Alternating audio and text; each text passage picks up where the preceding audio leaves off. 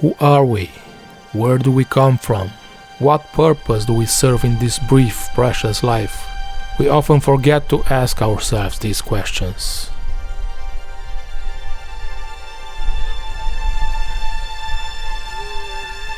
We are born into a world where unwritten rules are already established. We grow up learning that we always have to rush towards something, in constant need to accomplish, to achieve, to gain, having to fight not to be left behind in an increasingly fast-paced world. We are always in competition with our siblings, with our neighbors, with our colleagues. We always need to do something, anything, feeling the urge to always be busy, not allowing ourselves to enjoy life.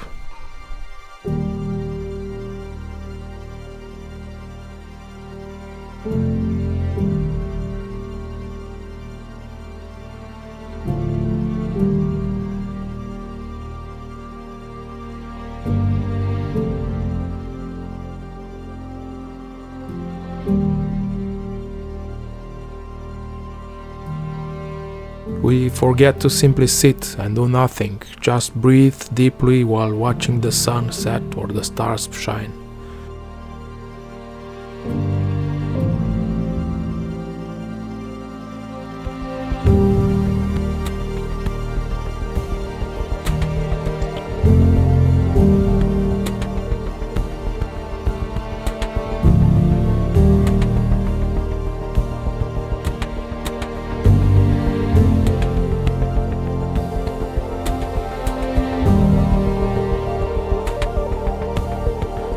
We need that downtime to truly observe and become aware of what is important, to reflect on what is essential.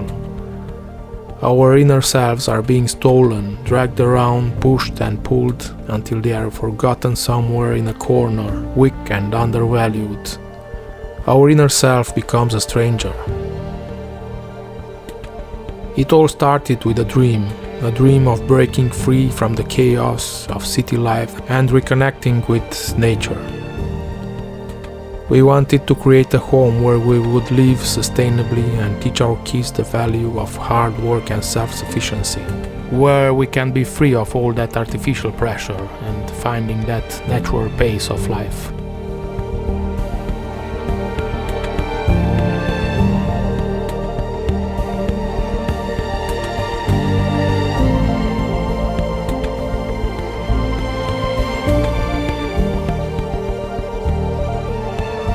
Join us on this incredible journey as we take you through this life-changing experience of a family moving from big city life to a simple off-grid lifestyle in a log cabin. Get ready to immerse yourself in the simplicity and beauty of nature as we share with you the joys and challenges of living off the grid.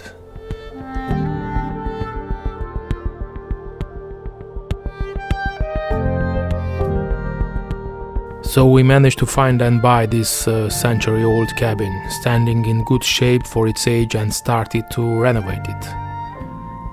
I want to share some first impressions after a few months of hard work and changing habits. The house is located in Romania at the foothills of the Carpathian Mountains. It sits on the edge of a forest on higher ground and at a short distance away from a small village. Built at the end of the 19th century, it has remained uninhabited for the past 20 years. We began our project in September by clearing the overgrown vegetation around the house, pruning the fruit trees on the property and making small repairs.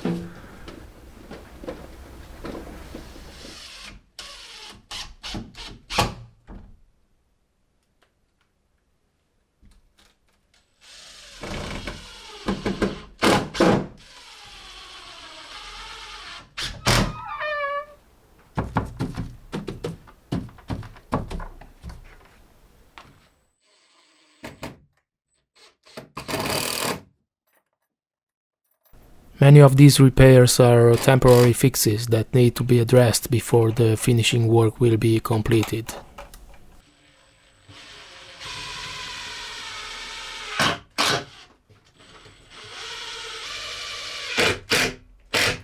I tried to salvage anything I could from around the house, giving items a new life and purpose. It's one of my guiding principles to see potential where others see trash. Wood in particular is excellent for this kind of transformation. The water source is located near the house from a well.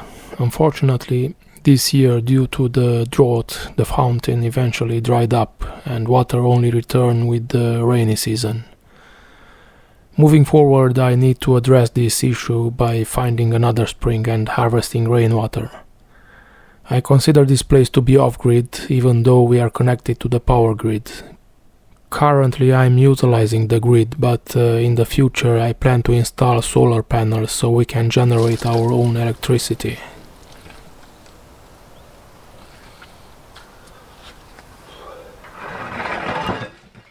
The first major task was to remove the roof, repair it and install the roof boarding. The roof tiles were in good condition, so we simply washed them and put them back in place.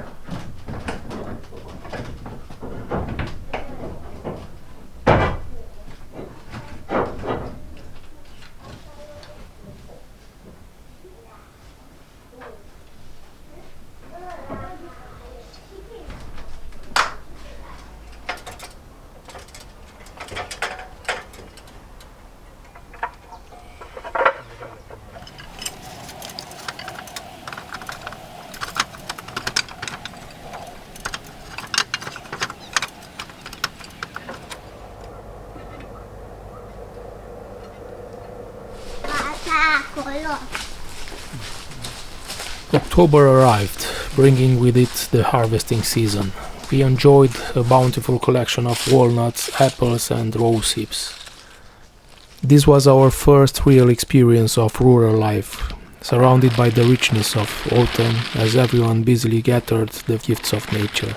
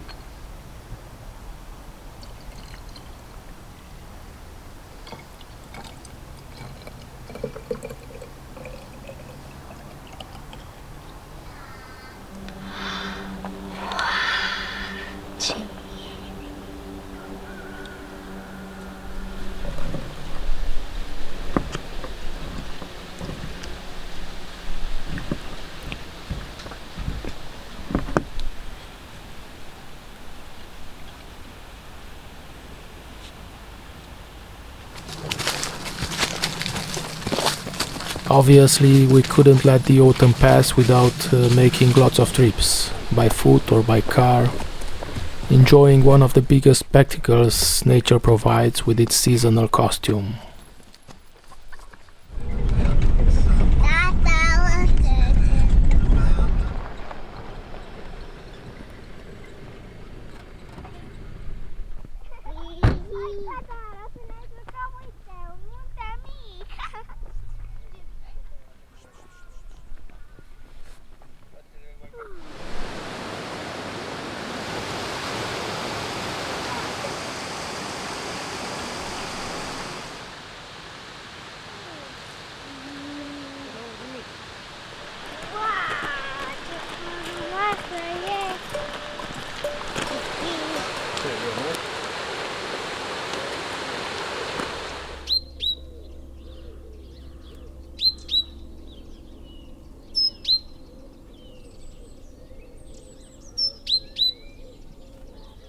We also had to prepare for the colder months ahead. I set up a small stove that I had, mounting it temporarily until next year.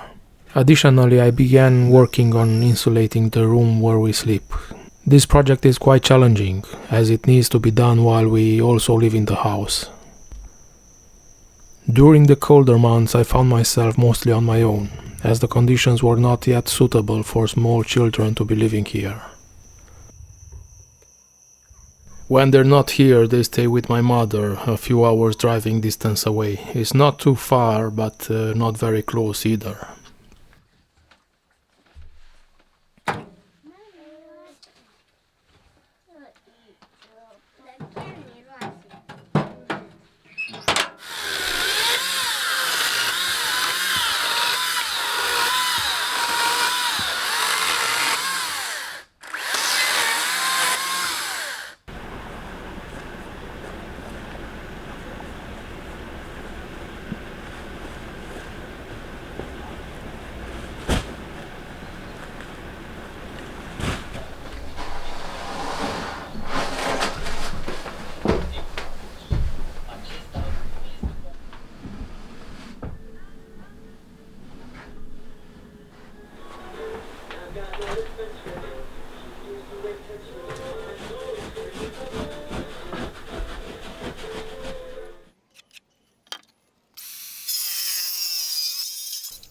About 10 years ago, I entered the world of DIY projects, discovering how fulfilling it is to take on tasks myself. Throughout this time, I've accumulated a variety of tools that have become essential for my projects. This was a growing experience and at a certain level, I think, has equipped me with the skills needed to tackle ambitious projects like the renovation of this house. It's definitely a big challenge, and I'm curious how things will look 1 or 2 years from now. The renovation will involve everything from repairing and insulating walls, installing new fixtures, to painting and landscaping. For the more complex tasks such as electrical work and plumbing, I plan to hire professionals to ensure everything is done safely and up to the code. However, I intend to lead the majority of the projects myself, with my family lending their support along the way. There is certainly a substantial amount of work ahead of us, rooms to gut, designs to finalize, and countless hours to invest. Yet, I believe that the journey will be as rewarding as the final outcome. The sense of accomplishment and the new space we will create together will undoubtedly make all the effort worthwhile.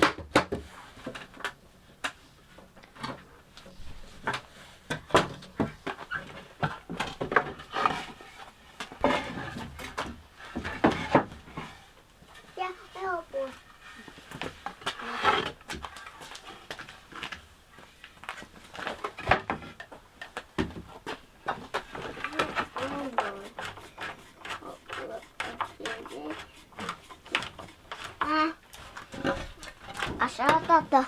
Ja. Maar je tijd. Yes.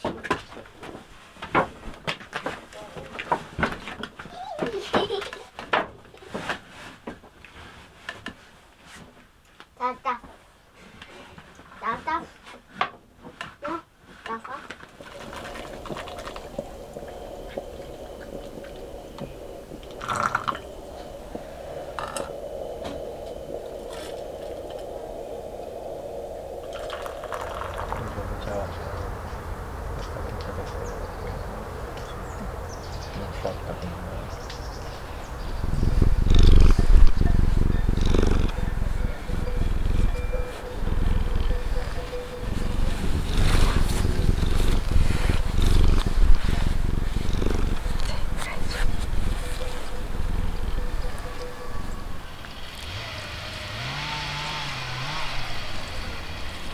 As October quickly turned into November, we decided to plant some trees. Since we're still unsure about how to organize the property, we only planted a few for now.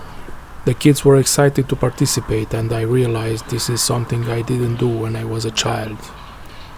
I'm confident that learning these skills will help them gain a better understanding of the natural environment.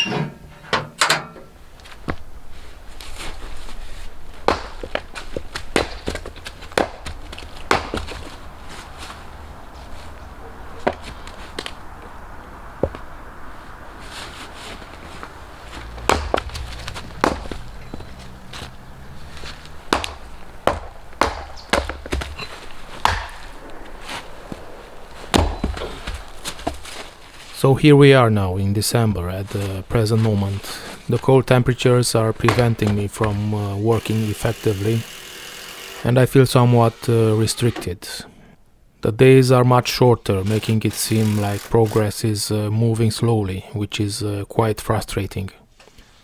On top of that, spending most of my time alone out here makes it even tougher to keep my motivation up.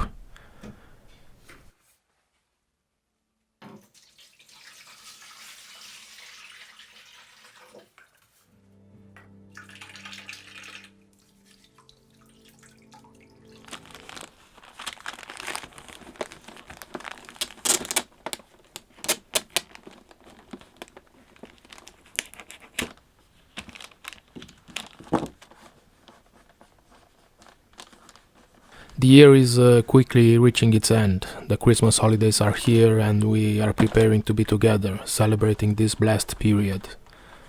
I'm working on some presents for my family, and as you can see here, working with leather is another passion of mine. I'm making a leather notebook for my wife. I hope she'll like it. For the kids, I prepared something else.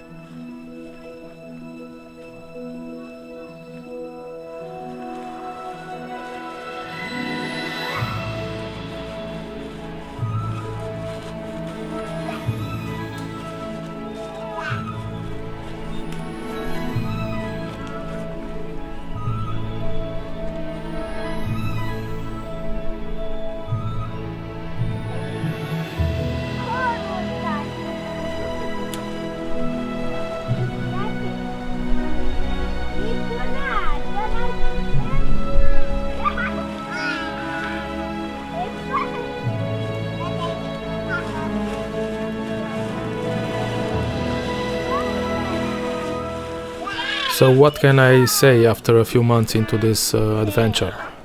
What's the first impressions, the pros and cons of leaving one life behind to embrace a new one where everything is unfamiliar and the future is uncertain?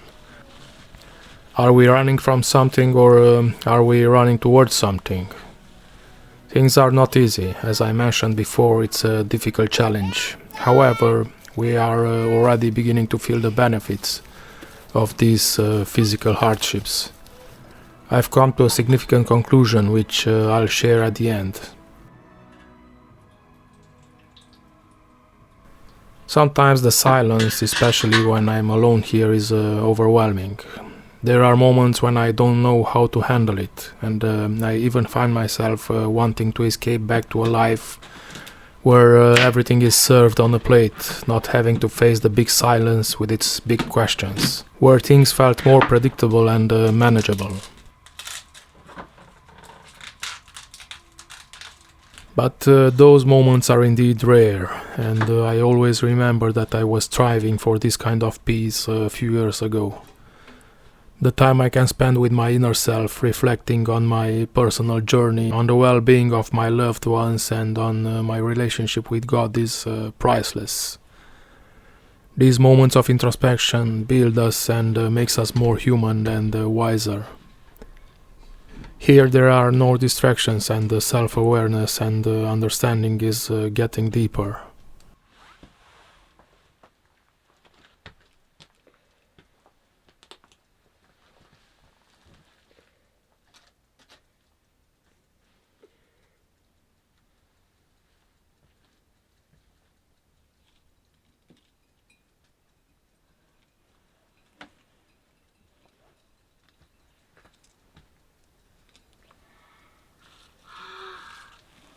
Regarding our children, I often wonder, what is the sweet spot for healthy childhood? How far is far enough, and how far is too far when we want to raise them differently? Being in a natural environment surrounded by trees, rivers, and wildlife seems to be a promising answer. We are already witnessing the benefits when we observe them. We try to raise them in a way that nurtures their independence and curiosity. They are happy, they are free, and they genuinely enjoy everything around them. Much more than the virtual reality that tends to trap their minds and rob them of their childhood.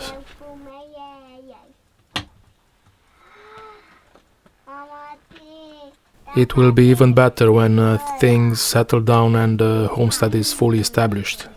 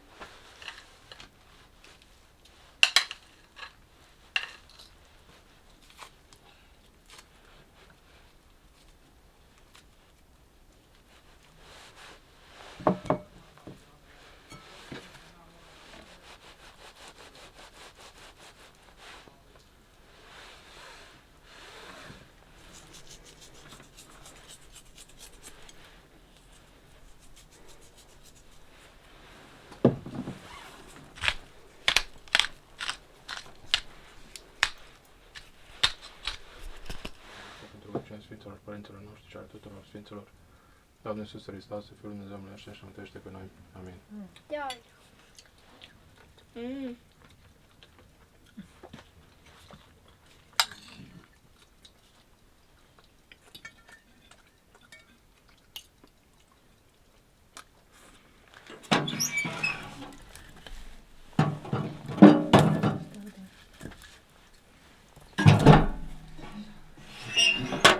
Strigă, îți plătește 2 Teodor. Ia ascultați! 1, 2, 3, 4, 5, 6. Da, bine. Dar de unde a apărut ăla acolo? Și încă 2. Și una la piscon. Ce ai primit, Teodor? Sală.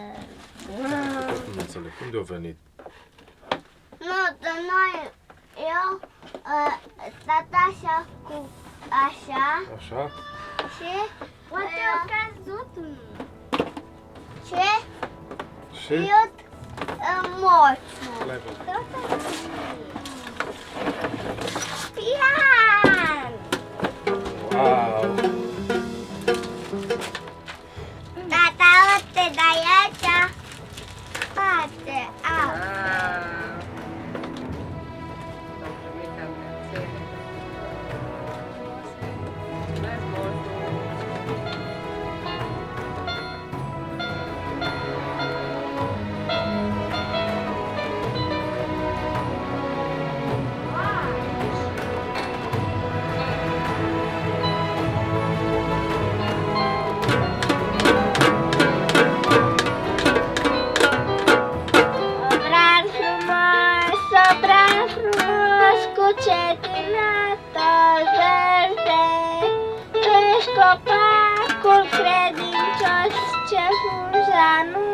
și-o pierde. Obraz frumos, cugetunator. Ultimately, the simplest and the most powerful conclusion I have at the start of this endeavor is this: we need very little to be happy.